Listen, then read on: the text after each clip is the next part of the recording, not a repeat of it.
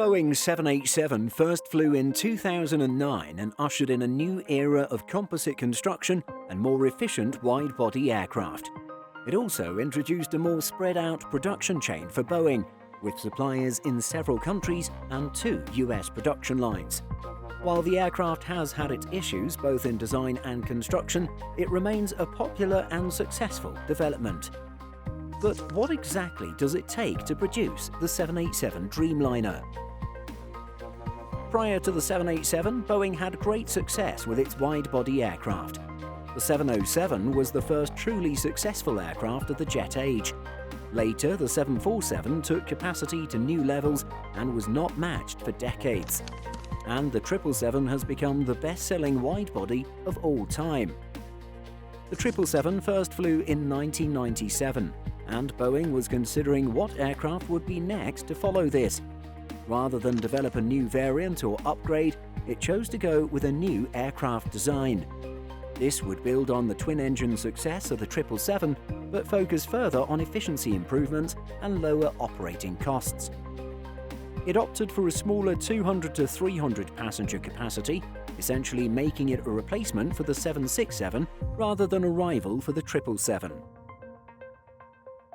Boeing set out to make the 787 more efficient to operate and to offer a lower cost per seat for airlines.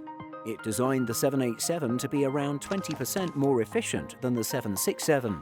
It also took into account the growing attention that airlines, governments, and passengers were now paying to the environmental impact of aviation. The main design changes that contributed to the efficiency improvements included composite fuselage construction. The 787 was the first major commercial aircraft to use carbon fiber composite components in the fuselage and wing construction. This makes the aircraft lighter, but still offers high strength.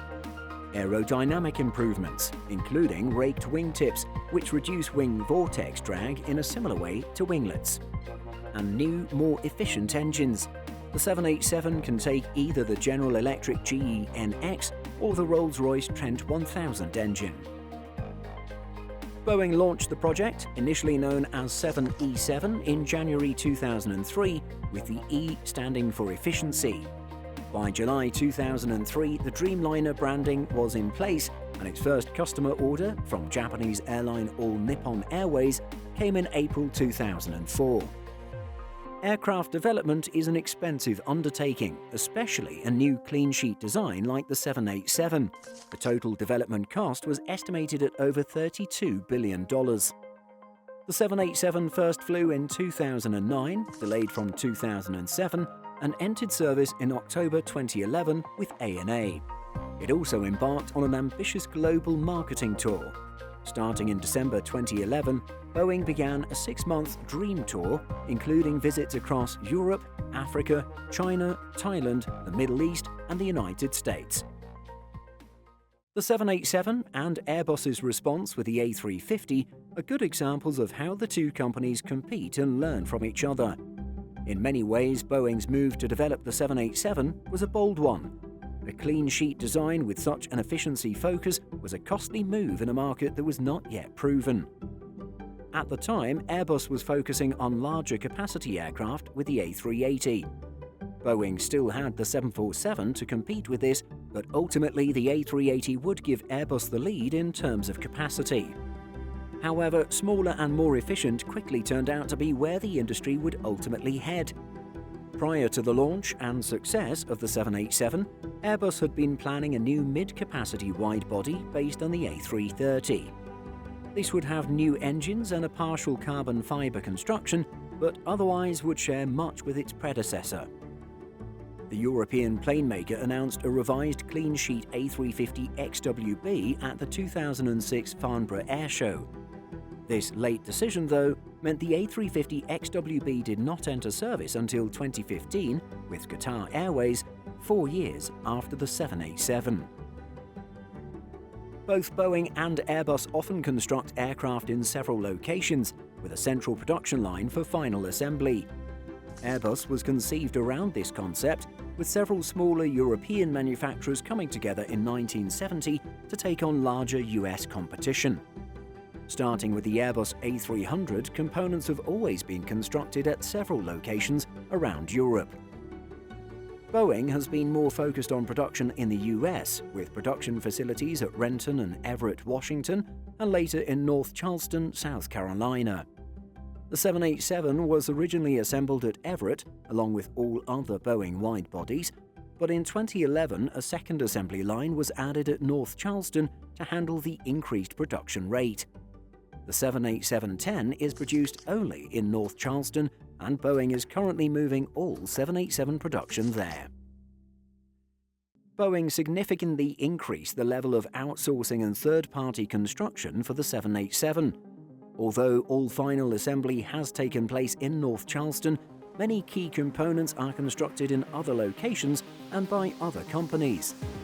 This includes the main wings and central wing box by Mitsubishi Heavy Industries in Japan, wing trailing edge by Kawasaki Heavy Industries in Japan, wing tips by Korean Air in Korea, the tail and horizontal stabilizer as well as central fuselage section are built by Alenia Aeronautica in Italy, forward fuselage sections by Spirit Aerosystems in the US and Kawasaki Heavy Industries in Japan, main landing gear by a combination of Kawasaki Heavy Industries in Japan and Messier Bugatti Doughty in the UK, passenger doors by Groupe La Tecuière in France, cargo doors built by Saab in Sweden, and finally, the aft fuselage section and the tail fin, for which Boeing handles the construction. Boeing today has 4 large fuselage transporters known as Dreamlifters. These were developed from the 747-400 and feature a lengthened, expanded fuselage to carry aircraft components. The Dreamlifter was introduced for 787 assembly, helping more efficiently bring together components from Japan, Italy, France and the UK to the South Carolina and Washington factories. The Dreamlifter can carry the separate fuselage sections and the wings of the 787. However, it's not large enough for the 787-10 mid-fuselage section. After it's assembled from smaller components in North Charleston, it cannot be flown to Everett, which is why all production moved to North Charleston for the 787 Dreamliner. In October 2020, Boeing announced that it would be consolidating all 787 production to its North Charleston facility beginning in 2021. This came following the reduced demand and slowed production in 2020 and 2021, and it seems likely to stay that way for the foreseeable future. The last 787 at Everett was completed in February 2021. As we've mentioned, the 787 is focused on efficiency, and we can see this clearly with the total redesign of the airframe. It's the first commercial aircraft to rely heavily on composite materials rather than aluminium alloys.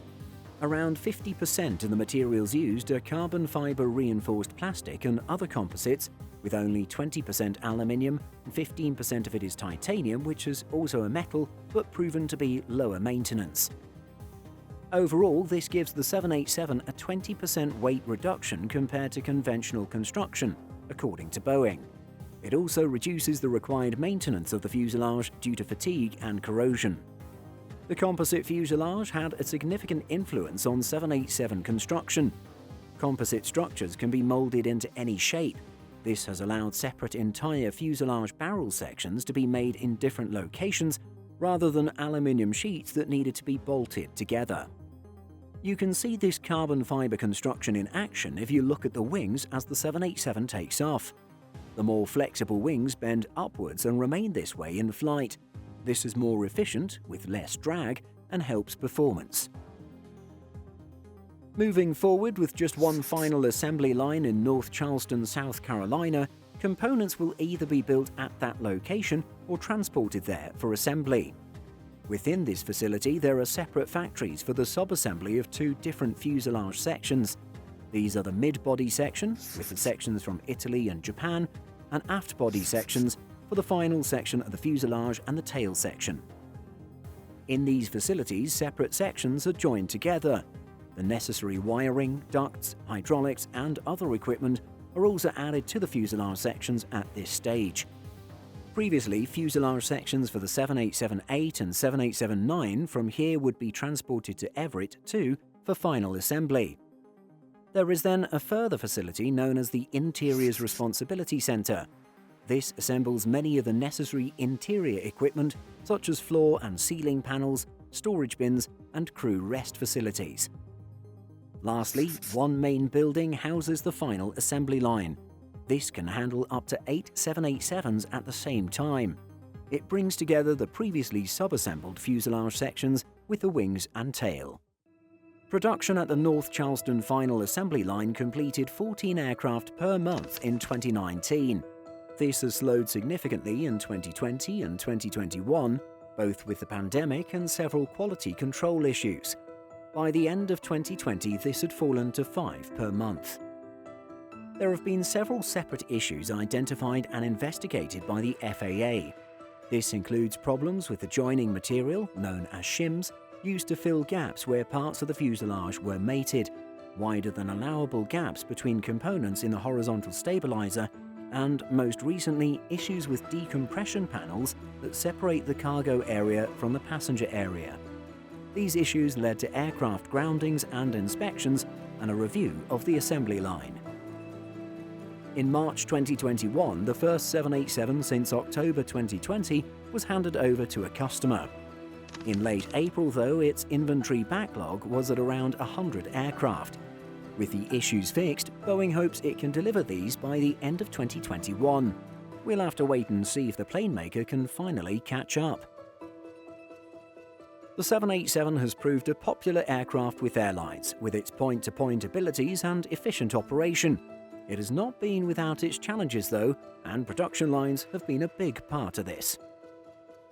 What do you think the future holds for this efficient airframe? Will we see production numbers hit pre-pandemic figures again, or has the sun set on the Dreamliner? Feel free to discuss the 787, its construction and future further in the comments. Did you know that we publish over 175 stories every single week on simpleflying.com? Be sure to check the link in the description for more great stories just like this.